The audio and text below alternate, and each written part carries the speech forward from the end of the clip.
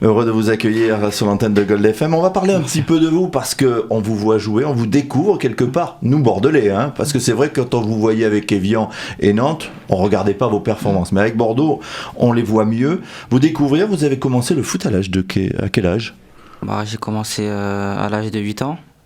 Puis avant, je faisais du judo pendant 2 années et après, j'ai décidé de me consacrer au football. Qu'est-ce qui a fait que vous êtes passé du judo au football ? En vrai, je me cherchais un peu et puis même, j'ai pas fait du football directement. Je faisais du basket aussi en parallèle. Donc à la suite de tout ça, je faisais les deux et puis au bout d'un moment, ma mère m'a demandé de choisir entre ces deux sports et j'ai choisi le football. C'est dans la région parisienne tout cela ? Oui. Puisque vous êtes né où ? Au Chénet, dans le 78. D'accord, dans le 78. Vous êtes un vrai de l'Île-de-France. Voilà, exactement. Youssouf, alors le football, on le découvre. Et comment on arrive au Paris Saint-Germain ?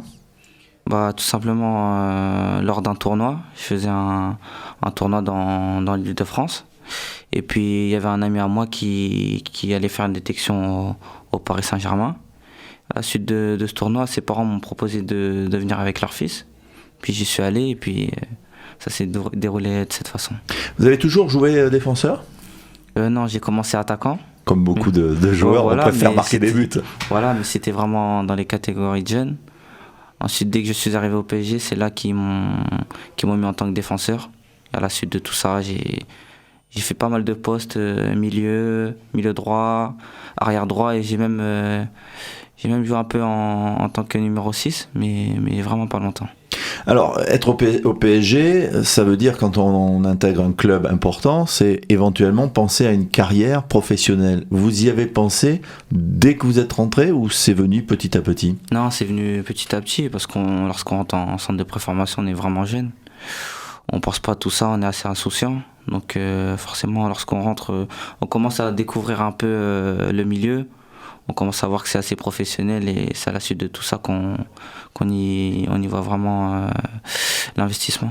Vous aviez envie de devenir professionnel ?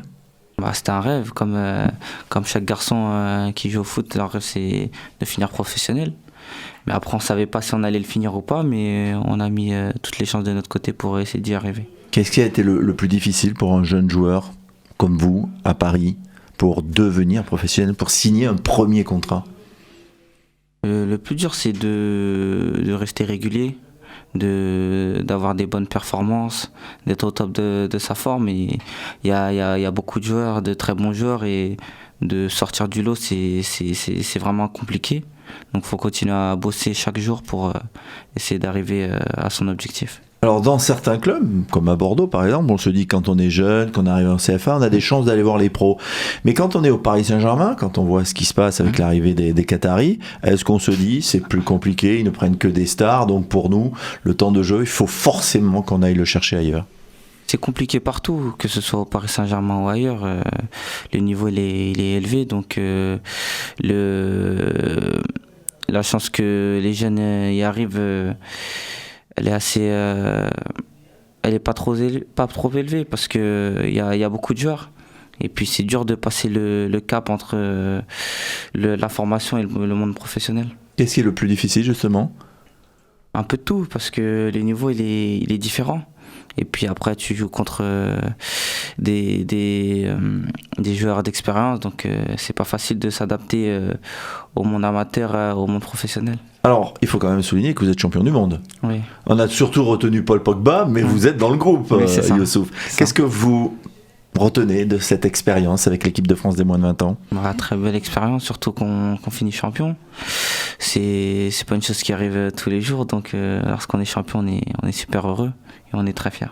Évian, ça a été une vraie réussite pour vous de vous lancer dans ce milieu avec Pascal Duprat, ça s'est bien passé, vous avez d'ailleurs gardé des relations avec cet entraîneur. Qu'est-ce qu'il a de plus ? Parce qu'il est en train de faire quelque chose d'extraordinaire encore avec Toulouse. Qu'est-ce qu'il a de plus ? Ce qu'il a, c'est que c'est quelqu'un de vrai. Il dit ce qu'il pense et puis il est assez proche de ses joueurs, donc c'est ça que les gens aiment. Et puis aussi, il a un très bon discours, donc il motive très bien ses joueurs, donc ses joueurs sont prêts à aller à la guerre pour lui. 2 années à Évian, 1 année à Nantes, donc 3 années véritablement dans le monde professionnel. Vous avez passé le cap des 100 matchs en Ligue 1. C'est un cap important, 100 matchs en Ligue 1, non ? Vous le ressentez comme ça ? C'était un objectif pour moi, parce que Pour moi, déjà, c'est une fierté d'atteindre la barre des 100 matchs. Donc, c'était un objectif à atteindre.